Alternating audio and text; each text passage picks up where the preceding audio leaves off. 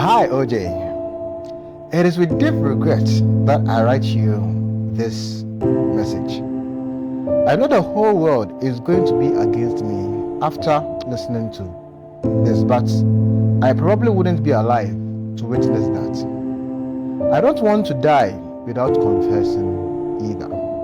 My name is Peggy, a resident and native of Sekendi. I have had only one friend my entire life. She was my best and only friend, the only one I could rely on at any point in my life. She stayed in Accra after we graduated from university in 2012, while I moved back to Sekendi. We still kept in touch. We were so close that people thought we were lesbians. She was like a sister to me. Everything was going smooth with us.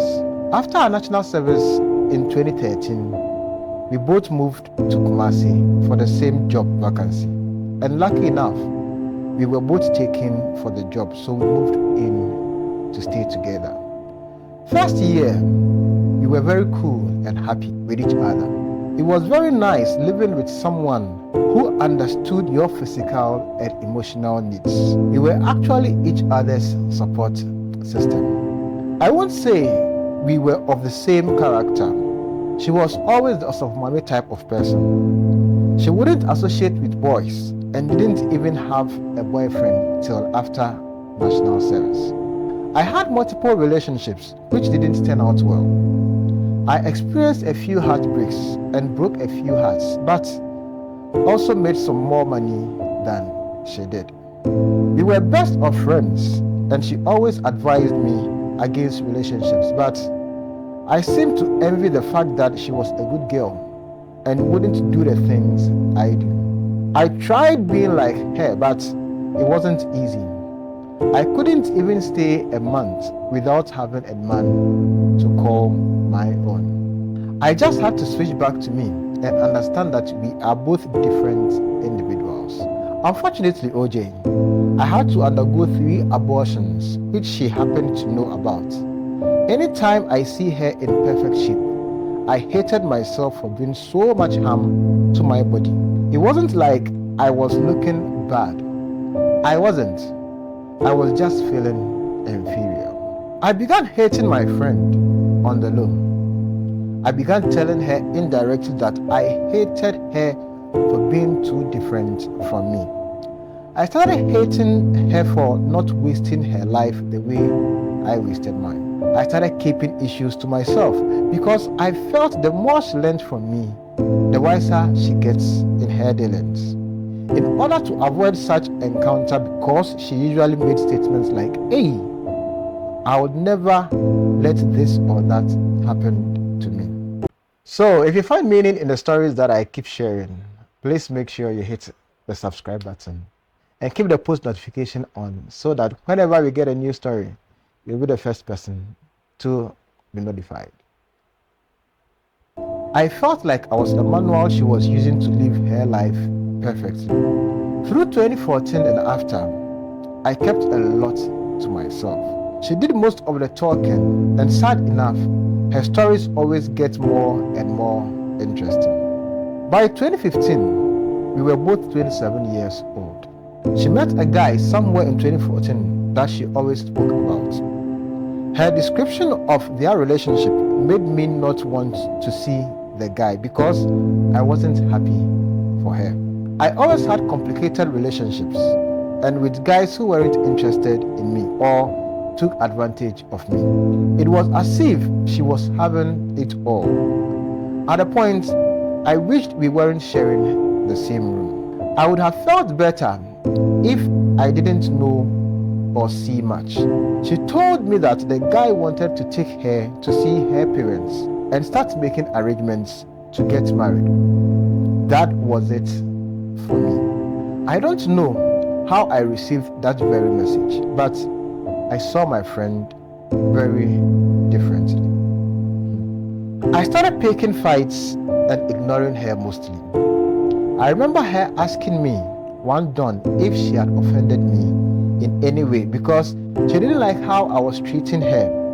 So I faked an apology and told her I was having troubles with my boyfriend and it was affecting me. I was actually single all this while. There was no boyfriend. Men stopped coming as a matter of fact. Things got worse when she finally came to tell me the date that they were scheduled to come to Accra to see her parents. Before that, she got promoted at work while I was still where I was. I even had an affair with our supervisor just to get that position, but the man didn't give it to me.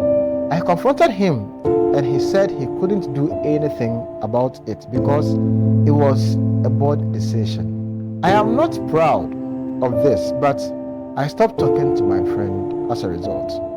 I wasn't coming home often. I started to spend the night with a male friend just so I could stop envying her. Somehow, I wasn't glad about the fact that I was hating her for her success. I wished I wasn't doing that, but I couldn't suppress the feeling. OJ, I was expecting that she would notice and stay away from me, but she rather tried getting closer because she thought there was something wrong. She started buying me gifts and doing things just to make me happy. She didn't want me sleeping out because it was her policy not to sleep at any man's place till marriage because it made the men disrespect you. That statement made me feel stupid. For lying to her, I've been sleeping at my boyfriend's place. I just had to return to the house full time. I started to find means to avoid her or end things with her.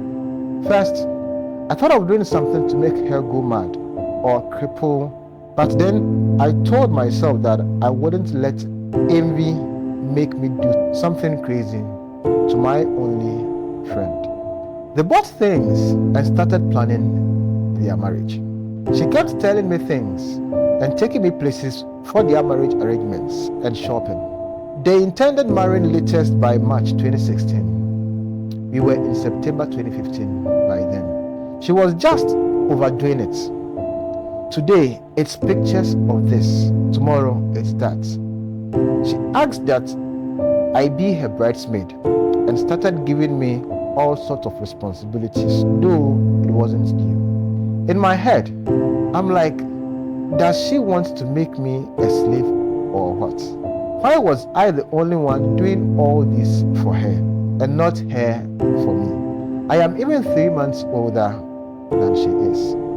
I started looking back at my life and hating every single step that I took along the way. I could have been like my friend because we met back in level 100, where we both were young and naive, yet smart and reasonable. I was looking 30 plus at the age of 27. When I look at myself in the mirror, I saw that though I had a prettier face than she did back in the university days, she was looking very prettier than me this time.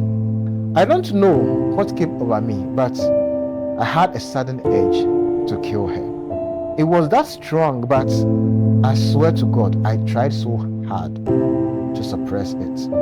For almost 2 months, I was suppressing it. In fact, I started to love her even the more. Things were getting better, OJ, and I was trying not to do it. In December of 2015, she told me that she would be moving out and resigning from work just so she could get back to join her parents in Accra, where her marriage ceremony would take place, and that later move into her husband's place to join him. Her boyfriend had already secured a job for her, so it was an easy decision. I decided to move back to Sekondi and find a job too. We had enough money to do whatever we wanted. Our goal was to be rich wives, so we saved enough money. On the 20th of January 2016, we both left for Kumasi to our various homes, but we stayed in touch as usual because of her marriage ceremony. The Christmas went well and everything was cool. I was invited to Accra by herself and her lover to celebrate the season. I must admit, her man was good to me. When I got back to secondary, I couldn't resist the urge to end her life. The feeling got intense and I spent every night planning what to do. She had a better job waiting for her to resume to on the 15th of January, and a marriage ceremony that will happen in the early days of March. I didn't have any of that, so I had to start my year on the bad note. I just wanted her to lose all that at once. I planned for days and finally settled on what to do. I got someone to buy me. I don't know where the person got it, but I received it. I traveled to Accra and lodged in a hotel for 2 days.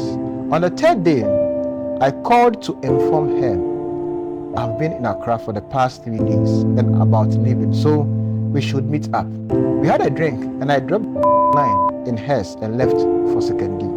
I don't want to give details of how it happened. I did it, and that's all I want to say.